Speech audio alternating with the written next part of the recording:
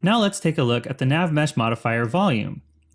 So we have our character here, and over here we have a little bridge crossing a river. So let's bring our character over to there.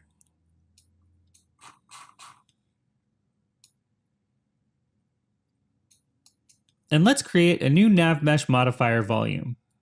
Click Game Object, and down here on AI, click NavMesh modifier volume. So this has created a little cube here, which is our NavMesh modifier volume. So I want to kind of fill in the whole area down here where the water is. So I'm going to angle that the way I want it. Bring it down to where it just comes over the edge. And scale it nice and big. Now I'm going to make this a child object of my terrain. And the NavMesh modifier volume is automatically going to change the area. That's what it's for. And it's really handy with terrains for changing parts of the terrain that aren't the geometry. So we need a new area type that's higher cost than even the grass. So click Navigation and Areas, and let's add a new area called Water, and let's set its cost to 6.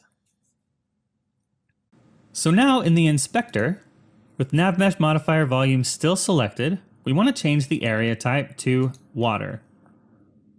Then on the terrain, let's bake our NavMesh surface.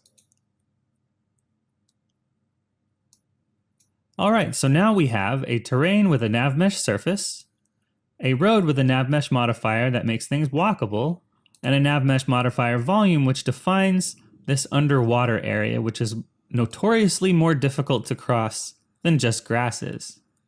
So let's test it out and see what he does. Let's push play. And let's click over here. And not surprisingly, he's decided to walk across the bridge to get where he's going. Now let's say if he's all the way back here. Now to move the camera back a little bit, I'm going to bring this Z further back. And let's click across the water. And it looks like he stayed on the grass for as long as he could and then went to the water finally. So good job. Now what if we want to raise ourselves up, and what if we want to go here? Well, looks like we'll brave that cold water to go there.